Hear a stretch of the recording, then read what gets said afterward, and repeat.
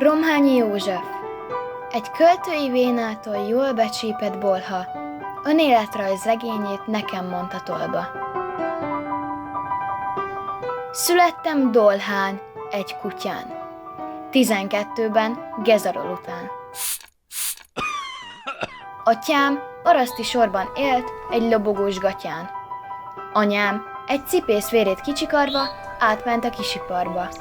Kiskoromban elláttam már bolhai tisztemet, és a csípősem jelentősen viszketett. Lakókutyám egy kis pulipintyó, mint jósóba betakart, de többet akart ifjúi vágyam már tavasszra. Átköltöztem hát egy tágasabb kuvaszra, mely nem soká a plébánosabb lett. Szemem előtt tehát már a papipálya lebegett. A lelkem felkészült, s a tornácon, hol este a lelkészült, magam is a reverendába bújtam. Ám az újtan s a jámborság nem kötött le sokáig. Megláttam másnap a szakásnő bokáit. Fogtam magam, s kiugrottam. De csalódtam benne. Sós volt és lagymatag.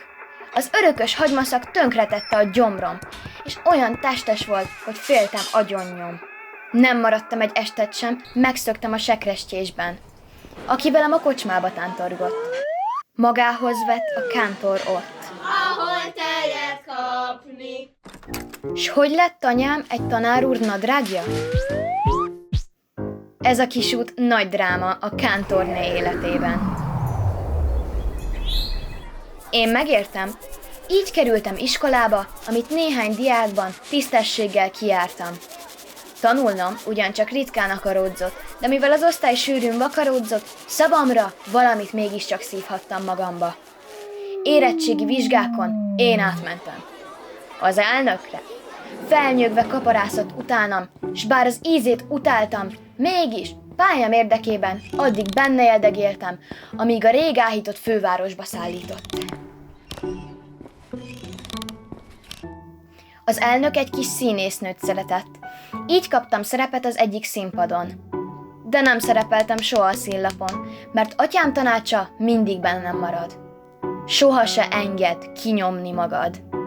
Színésznőm illatos szoknyáján hintázva jártam a színházba. Az öltözőpad alatt én is mindig jól kicsíptem magamat. Ám az én művésznőm, felelőtlen fruska, ráerőszakolt egy színi kritikusra. Azt hittem vérembe megy most ész, értelem, de rágós volt, fanyar, avas és vértelen. Ezért ugrottam át önhöz néhány napra, többi rajongómat inkább megváratva. Csináljunk most együtt egy jó csípős darabot! S ezzel a bolha jól belém harapott. Akkorát csaptam rá, hogy hasadt a paplan. Hogy ugrottál mégis? Megfoghatatlan? Veszítve karriert, nagy lakomát, riadtan menekült az ablakon át.